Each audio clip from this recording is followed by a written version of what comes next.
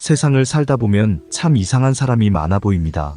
열길 물속은 알아도 한길 사람 속은 모른다고 나중에 꼭 뒤통수 치거나 나를 이용해 먹으려는 사람들도 있습니다. 예의 범절이라곤 엿바꿔 먹었나 싶은 이도 만납니다.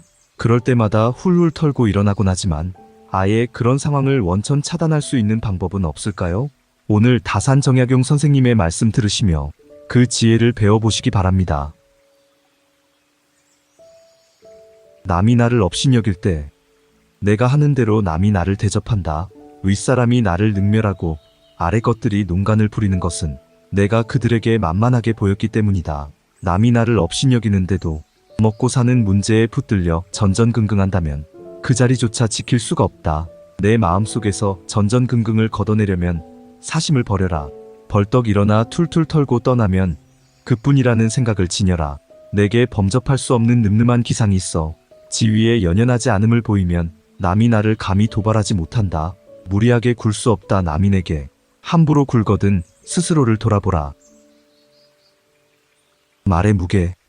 내가 나를 업신여기는 행동을 하니까 남들도 나를 업신여긴다. 실없이 칭찬하면 말이 무게를 잃는다.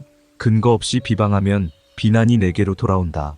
지위가 높은 사람의 한마디는 아랫사람의 인생을 들었다 놓았다 한다. 좋은 말도 가려서 하고 충고도 살펴서 하라. 무심코 던진 한마디가 비수가 되어 박힌다. 뜻없이 한 행동이 걷잡을 수 없이 커진다. 말과 행동이 사려 깊지 못해 원망을 사고 재앙을 부른다. 즐거움과 괴로움에 대처하는 법. 지혜로운 사람은 화복의 조짐을 미리 헤아려 눈앞의 희비에 연연하지 않는다. 어리석은 사람은 놓이는 상황에 매여 웃고 울고를 반복한다. 즐거움은 다 누리려 들면 안 된다. 반만 누려라. 괴로움으로 자신을 진이기지도 마라. 상처가 깊다. 슬픔이 기쁨이 되고 즐거움이 괴로움으로 변한다. 끝까지 가면 뒷감당이 안 된다. 슬퍼하되 비탄에 빠지지는 말라고 했다. 즐거워도 도를 넘으면 안 된다. 사람은 이 두 감정의 저울질을 잘해야 한다. 공정함을 유지하라. 비판과 비난을 구분해야 한다. 칭찬과 아첨을 혼동하면 안 된다. 미워도 인정할 것은 인정하고 좋아도 잘못은 당당히 비판하라. 패거리 짓기는 공부의 가장 으뜸가는 도적이다. 공변됨을 잃으면 학문도 없고 인간도 없다. 공정하게 말했는데 삐딱하게 받으면 토론이 성립되지 않는다. 편을 갈라 말하고 덩달아 부하뇌동하면 가망이 없다. 세상에 나만 옳고 남은 글은 이치는 없다. 다 좋고 무조건 나쁜 것도 없다. 대공지정의 마음을 길러야 한다. 경박함을 끊어라. 한두 끼 굶고 비쩍 마르거나 한 끼 배불리 먹고 금세 표가 나는 것은 천한 짐승들의 일이다. 상황의 작은 변화에 일일비하는 것은 군자의 몸가짐이 아니다. 이랬다 저랬다 감정의 기복이 잦은 것은 내면의 수양이 그만큼 부족한 탓이다. 한치 앞을 내다보지 못한 채 들뜨고 가라앉지 마라. 세상을 다 얻은 양 날뛰지도 말고 세상이 다 끝난 듯 한숨 쉬지도 마라. 바람이 불어 흔들 수 있는 것은 표면의 물결뿐이다. 그 깊은 물속은 미동조차 않는다. 웅숭 깊은 속내를 지녀 경박함을 끊어라. 마이너스 큰 그릇이 되어라. 자라보고 놀란 가슴, 소뚜껑 보고 놀란다. 내가 잘못한 것이 없는데 남들이 이러쿵저러쿵 말하면 안절부절 못한다. 내가 특별히 잘한 것이 없는데 남들이 칭찬하면 덩달아 우쭐댄다. 문제는 항상 내 안에 있다.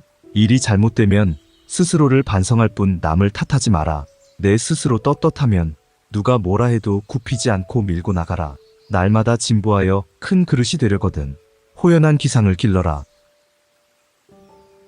가장 경박한 사람. 마음 공부를 하라 하면 한가한 소리하고 앉았다고 빈정댄다. 책을 읽으라면 따분한 말 좀 그만하라고 한다. 온통 돈벌 국리, 부자가 되어 떵떵거리고 살 생각뿐이다. 결국 이룬 것 없이 죽어. 몸뚱이가 식기도 전에 이름과 같이 잊혀진다. 자식들은 그 재물을 두고 싸움질을 한다. 세상을 살다가는 보람은 그런 것들 속에는 들어있지 않다. 속에 품은 생각의 크기가 대인과 소인을 가른다. 개돼지도 배부르면 기뻐한다. 개돼지도 별 걱정 없이 살다가 간다. 속여도 괜찮은 일. 아무리 맛난 음식도 입에 들어가자마자 더러운 물건이 된다. 먹다 뱉은 음식은 아무도 거들떠보지 않는다. 음식이란 어차피 목구멍을 넘기기도 전에 더러워지고 뒷간에 가면 똑같다. 어떤 일도 속여서는 안 되지만 제 입을 속이는 것은 괜찮다. 거친 음식은 쌈을 싸서 대충 속여 넘기고 마음만은 부지런히 닦아 속임이 없게 하라. 거친 음식이라도 속여 넘겨 잠시 지나간다면 이것이 좋은 방법이다. 허물을 딛고 일어서라. 세상을 갖지 않게 알고 사람을 우습게 본다. 조금 낫다고 잘난 체 한다. 좋은 것만 보면 앞뒤 안 가리고 달려든다. 편을 갈라 제 편만 좋아한다. 신기하고 괴상한 것에 관심을 쏟는다. 무턱대고 제 주장만 우긴다. 새로운 것과 괴상한 것을 혼동한다. 이런 것들이 모두 나를 허물로 이끄는 병통이다. 방귀 낀 놈이 성낸다고 처음엔 제 허물이 부끄러워도 나중엔 눈 감아버린다. 누가 뭐라 하면 되려 성을 낸다. 끊어서 잘라내라. 과단성 있게 고쳐라. 허물을 딛고 일어서라. 말을 조심하라.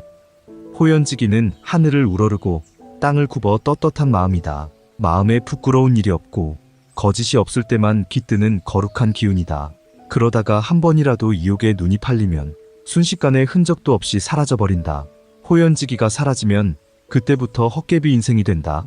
사람은 마음에 든 것에 따라 행동이 달라진다. 물이 새는 항아리에는 아무것도 못 담는다.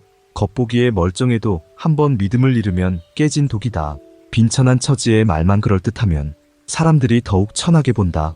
호연지기가 있어야 가슴이 쫙 펴진다. 꾸며서는 할 수가 없다. 부지런함에 대하여 근면함 속에 항심이 싹 튼다. 항심은 삶의 든든한 뒷심이다. 작은 상황 변화에 마음이 흔들리지 않으려면 항심이 있어야 한다. 각자의 직분을 알아 맡은 일에 충실한 것이 근면의 시작이다. 지금 당장을 일과 미루어도 좋을 일을 분간하는 것이 부지런함의 출발이다. 이 판단을 잘못하면 아무리 열심히 노력해도 결과가 늘 안 좋다. 해야 할 일을 안 하고 안 해도 좋을 일을 열심히 하면 죽으라고 애를 써도 거둘 보람이 없다. 하는 일 없이 빈둥거리지 마라. 영혼의 독소를 주입하는 일이다. 성인과 범인의 차이점.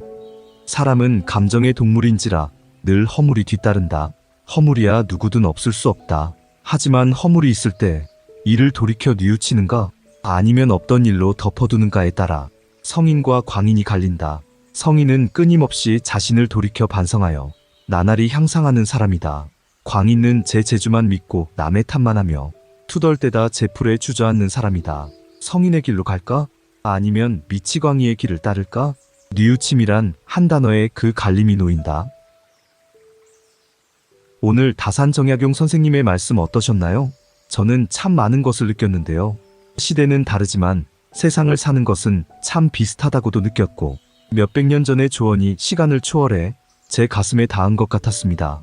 그럼 오늘도 좋은 하루 보내시고 구독과 좋아요는 영상 제작에 큰 힘이 됩니다. 감사합니다.